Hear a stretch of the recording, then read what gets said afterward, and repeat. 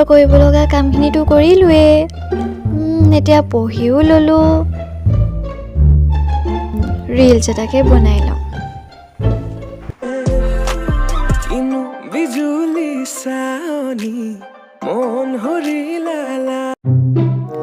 তই আকৌ লাগিলি নে পঢ়া শুনা নাই অকল এইবোৰতে যে লাগি থাক